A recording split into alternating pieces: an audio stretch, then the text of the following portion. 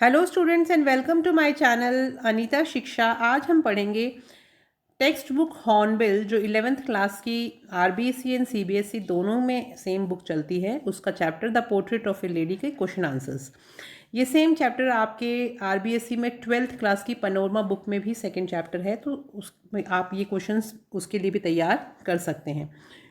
पहला क्वेश्चन है, देखिए, mention the 3 phrases of the author's relationship with his grandmother before he left the country to study abroad। यानी दादी माँ के साथ लेखक के संबंध की 3 अवस्थाओं का इसमें उल्लेख करना है जो उनके अध्ययन के लिए जब वो विदेश गए थे उससे पहले रही थी।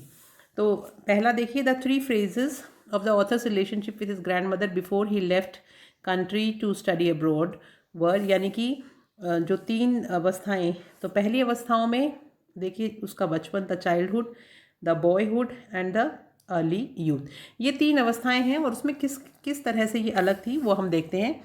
When he went to village school, so the 3 phrases of author's relationship with his grandmother before he left the country to study abroad are: childhood, when he went to village school and the grandmother helped him to get him ready and went to school with him. यानी कि पहले जब बचपन था तो उस समय दादी माँ जो थी उसको पूरा हमेशा नहलाना धुलाना तैयार करना और उसके साथ यहाँ तक कि विद्यालय भी जाती थी।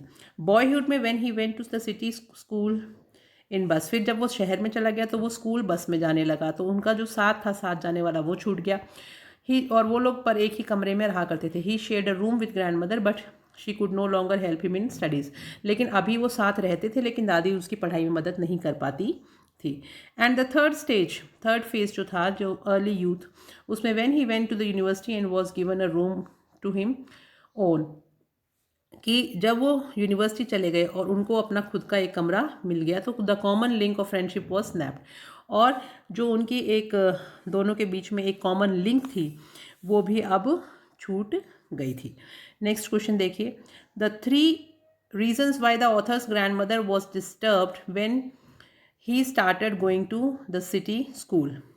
तो यहाँ पे जो ये मी लिखा हुआ है इसको आप करेक्शन कर लीजिएगा, यहाँ पर ही होना चाहिए। when he started going, यहाँ पे ये जो वर्ड है when he started going to the city school are she hated western science। तो the 3 reasons जो थे वो कौन कौन से थे?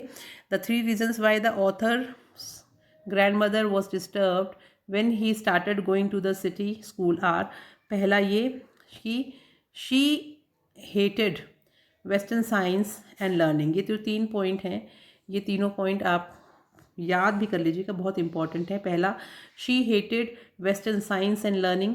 दूसरा, she was pained to know that there was no teaching of God and scriptures there and she was allergic to the music. She thought it was not meant for decent people and gentle folk, it was the monopoly of prostitutes and beggars। तो ये जो 3 चीज़ें हैं ये बहुत important है। पहला कि वो आधुनिक विज्ञान और उनके जो सिद्धांत थे और जो उनके सिखाने का तरीका था उसको बिल्कुल पसंद नहीं करती थी, नफरत करती थी। दूसरा, उनको तब दुख हुआ जब उनको ये पता चला कि यहाँ पर विद्यालय जो हैं उन विद्यालयों में शास्त्रों का बिल्कुल भी ज्ञान नहीं दिया जाता है और भगवान के बारे में यानी कोई भी किसी तरह की पढ़ाई नहीं कराई जाती है। और तीसरी चीज़ कि उनको जब ये पता चली कि यहाँ पे संगीत की शिक्षा दी जाती है उससे तो बहुत ही ज़्यादा डिस्टर्ब हो गई, क्योंकि वो ये सोचती थी कि ये जेंटल लोगों का यानी सभ्य लोगों का काम नहीं है संगीत सीखना, ये खाली जो भिखारी या वेश्याएँ होती हैं उनके ही काम की चीज़ होती है संगीत। तो नेक्स्ट क्वेश्चन देखिए, 3 ways in which the author's grandmother spent her days after he grew up। यानी कि वे 3 तरीके बताइए जिनसे लेखक की दादी माँ लेखक के बड़े हो जाने पर अपना समय जो था वो गुजारती थी। तो वो 3 तरीके बहुत ही सिंपल हैं, आप इनको याद कर लीजिएगा। पहला जो तरीका था वो ये था कि she lived alone in her room as she had accepted her loneliness quietly. पहली बात तो उन्होंने अकेला रहना शुरू कर दिया था, वो अपने कमरे में ज़्यादा रहा करती थी। उन्होंने समझ लिया था कि एकांत ही अब मेरा सहारा है। And she set at her spinning wheel reciting prayers, और वो प्रार्थना करती हुई चरखे के पास में बैठ के चरखा काता करती थी और प्रार्थनाएं बोला करती थी। And third, in the afternoon she would feed the sparrows for her half an hour. ये यहाँ पे फिर प्रिंटिंग मिस्टेक हो गई है कि sparrows for half an hour होना चाहिए, कि आधे घंटे तक का जो समय होता था जब वो दोपहर में उनको खाना खिलाया करती थी, वो समय उनको बहुत ज़्यादा पसंद था। तो यहाँ पे आप करेक्शन कर लीजिएगा, इस जगह पे फॉर हाफ एन आवर आएगा। नेक्स्ट देखिए, The odd ways in which the author's grandmother behaved just before she died. Just before her death, the author's grandmother refused to talk to them. मृत्यु से थोड़ा समय पहले उन्होंने सबसे बात करना बंद कर दिया था. Since she had omitted to pray the previous night while she was singing songs of homecoming and beating drums. वो अपने पोते के आने की खुशी में इतनी खुश थी कि उन्होंने खूब ड्रम बजाया था और गाने भी गाए थे, और फिर उनको उल्टी भी हो गई थी। She was not going to waste any more time. अब वो समय ख़राब नहीं करना चाहती थी। शी इग्नोर्ड देयर प्रोटेस्ट, और उन्होंने उनकी कोई भी बात नहीं मानी, सब चीज़ों को नज़रअंदाज कर दिया। जब उन्होंने कहा कि डॉक्टर के पास लेके चलते हैं, बिल्कुल मना कर दिया। She lay peacefully and bed praying and telling prayers beats.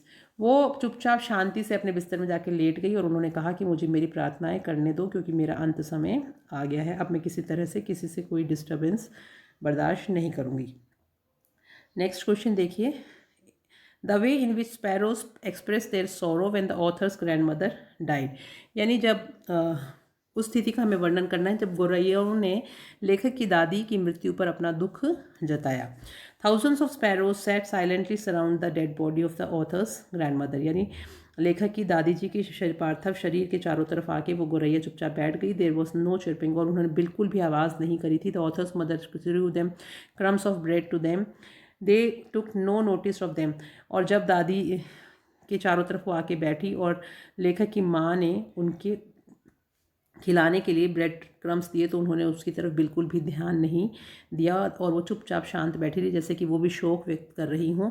As soon as the grandmother's corpse was carried off they flew away quietly the sparrows express their sorrows. और जब उनके पार्थिव शरीर को अंतिम संस्कार के लिए उठा के ले जाने लगे, तो वो चुपचाप वहाँ से उड़ गई और किसी भी तरह की उन्होंने आवाज़ नहीं करी। और ये देखने को मिला कि पक्षी भी उतने ही संवेदनशील होते हैं जितने कि मनुष्य।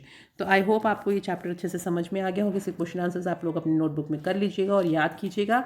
और नेक्स्ट चैप्टर में आपकी क्लास का फिर से नेक्स्ट समरी जो आपके चैप्टर की है वो लेके आऊँगी।